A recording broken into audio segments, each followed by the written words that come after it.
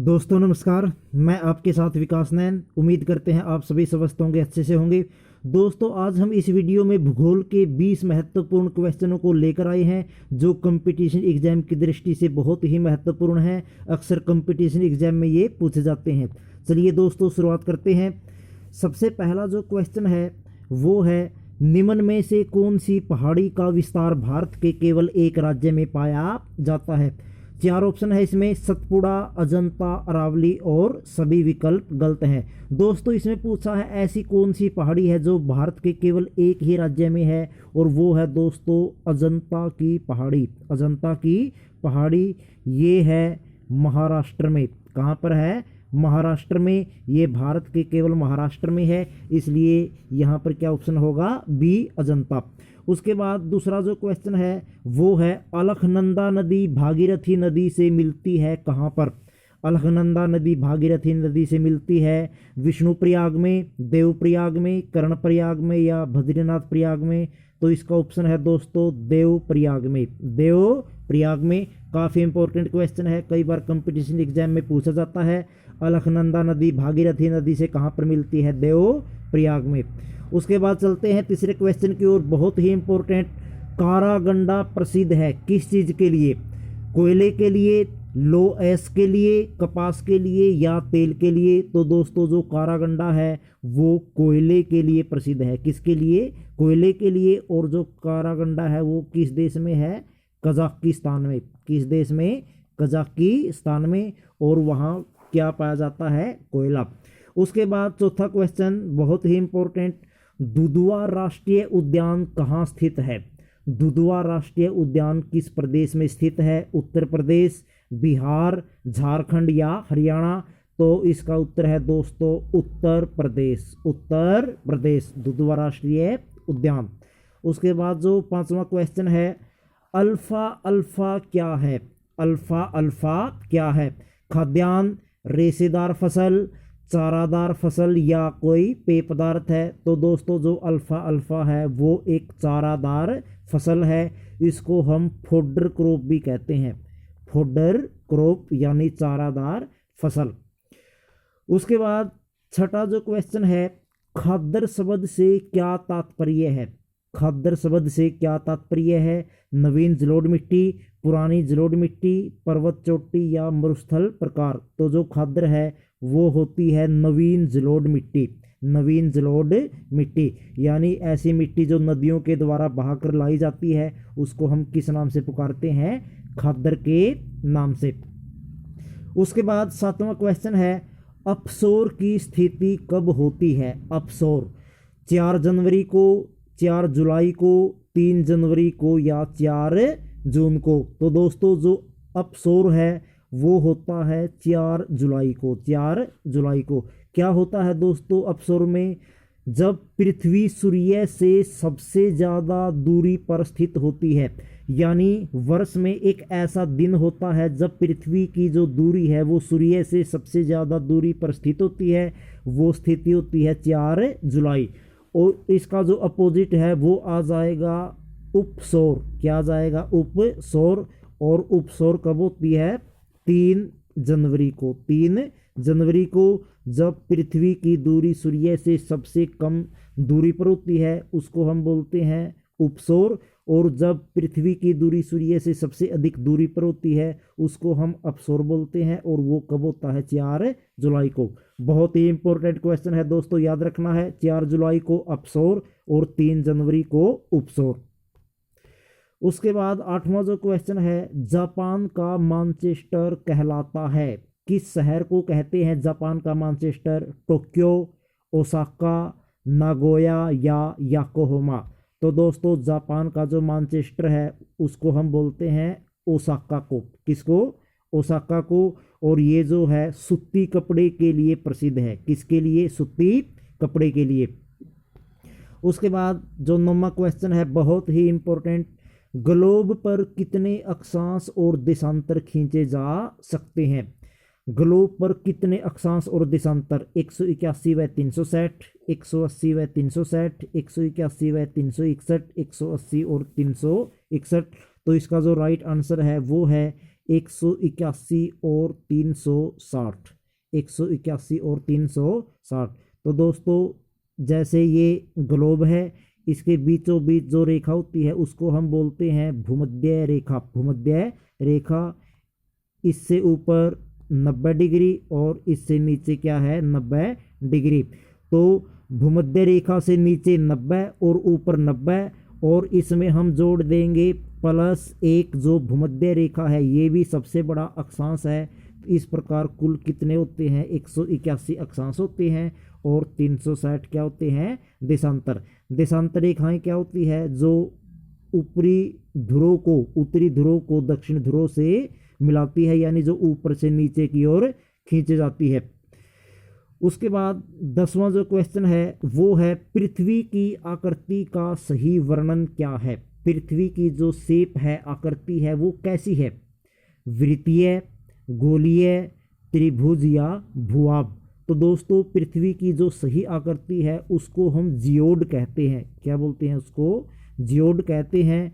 पृथ्वी पूरी तरह से गोलाकार नहीं है, बल्कि इसकी जो सही आकृति है वो जियोड है।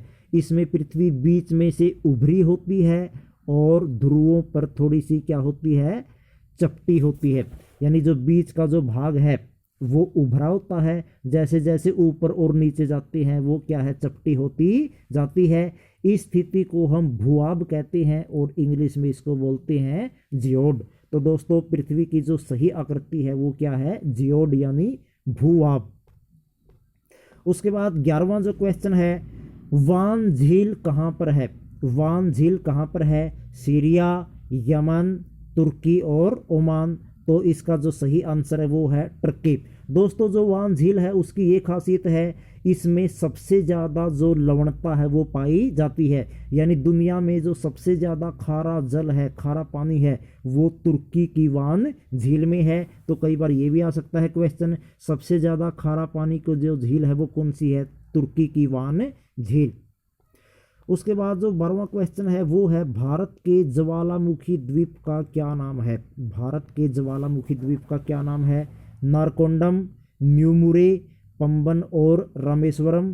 तो इसका उत्तर है नारकोंडम। क्या है, नारकोंडम। और ये कहाँ पर स्थित है, अंडमान निकोबार द्वीप समूह में, अंडमान निकोबार द्वीप समूह में स्थित है। कई बार क्वेश्चन ये भी आ सकता है, नारकोंडम जो द्वीप है वो कहाँ स्थित है, तो आप लिखेंगे अंडमान निकोबार द्वीप समूह में।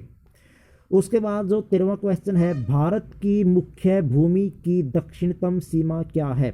भारत की मुख्य भूमि की दक्षिणतम सीमा क्या है।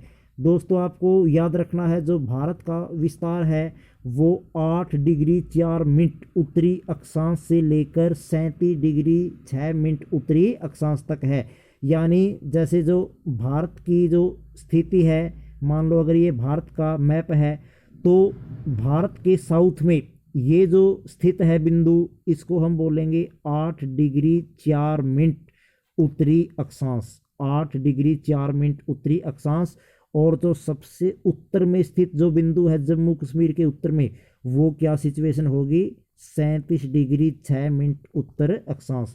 नीचे 8 डिग्री 4 मिनट उत्तरी अक्षांश और ऊपर 37 डिग्री 6 मिनट उत्तरी अक्षांश। तो याद रखना है, भारत की भूमि की जो दक्षिणतम सीमा है वो है 8 डिग्री 4 मिनट उत्तरी अक्षांश।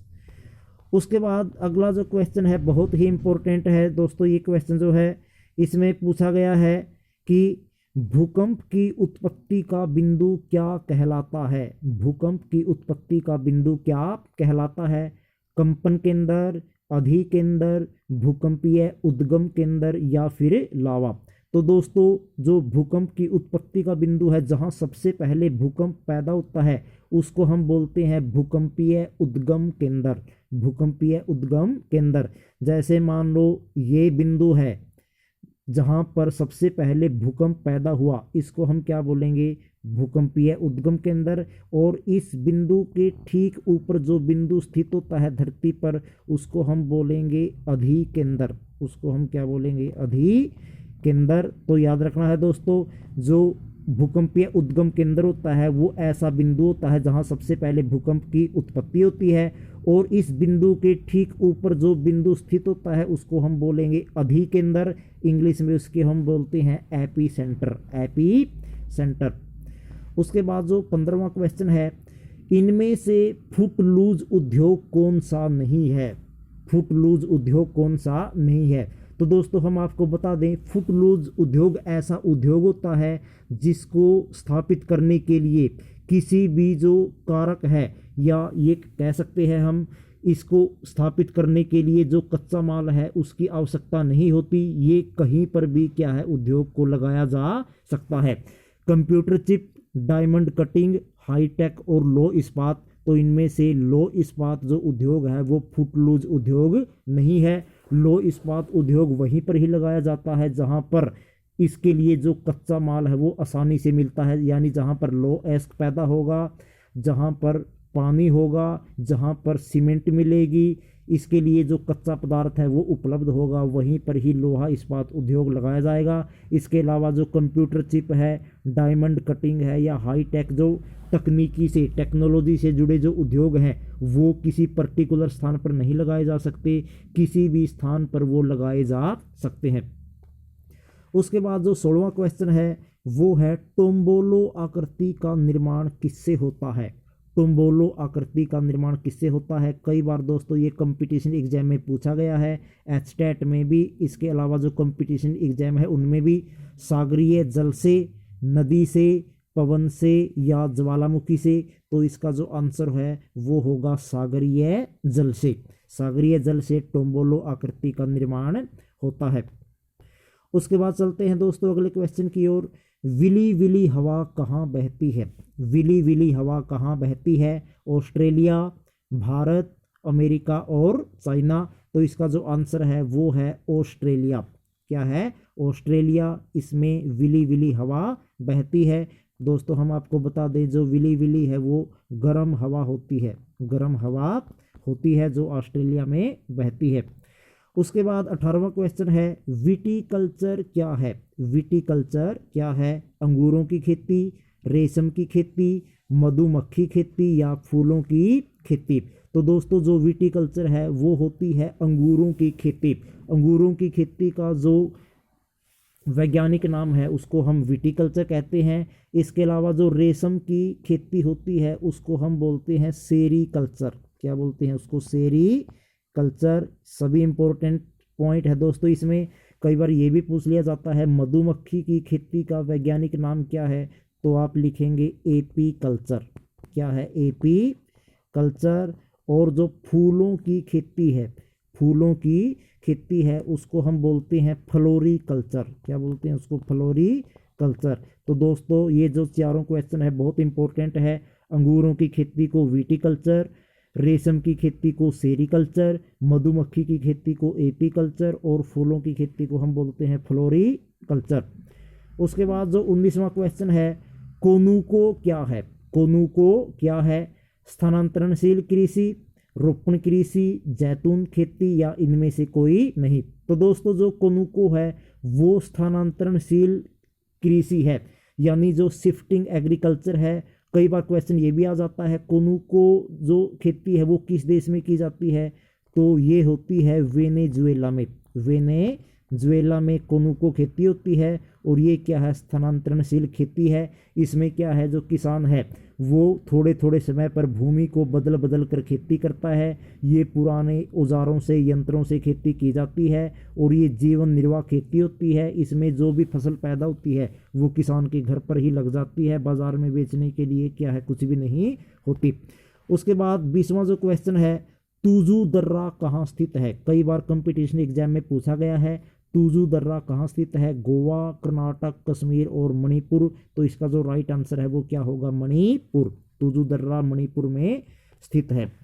उसके बाद जो 21वां क्वेश्चन है, दुनिया का सबसे ठंडा स्थान कौन सा है। Coldest place in the world, Verkhoyansk, Siachen, Chicago या कारगिल। तो दोस्तों इसका जो आंसर है वो क्या होगा, बर्खोयांस्क। और ये किस देश में है, रूस में।